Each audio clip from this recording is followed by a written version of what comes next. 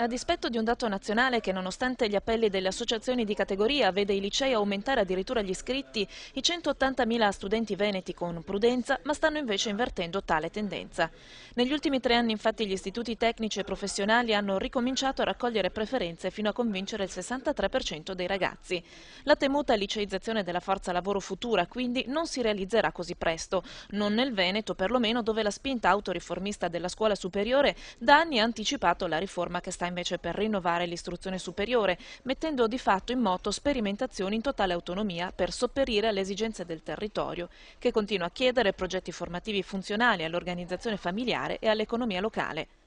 A promuovere il nuovo percorso tracciato dal ministro Gelmini, almeno nella sua parte dedicata alle scuole superiori, è anche la CISL del Veneto, che oggi si è riunita a Vicenza per darsi nuovi indirizzi in un'istituzione che sta cambiando. Il fatto che ci sia una revisione degli istituti tecnici e professionali, dei licei, che gli indirizzi siano ricondotti in alveo normale, che ci sia una riduzione anche delle ore, delle unità orarie di lezione, questo ci convince. Il sistema veneto, nella sua complessità sociale ed economica, solo l'anno scorso ha chiesto 700 nuovi classi di tempo scuola, segnale che nonostante le difficoltà, il bisogno e l'attesa nei confronti della scuola sono in continua ascesa. Ma se le risposte date dalla riforma Gelmini da una parte colmeranno vuoti istituzionali trascinati dall'Ottocento, dall'altra lasceranno i 580.000 studenti veneti e 700 dirigenti scolastici ancora nel guado finanziario. Una riforma a perdere non si può fare assolutamente, dobbiamo avere delle risorse nuove, denaro fresco per questo, assolutamente.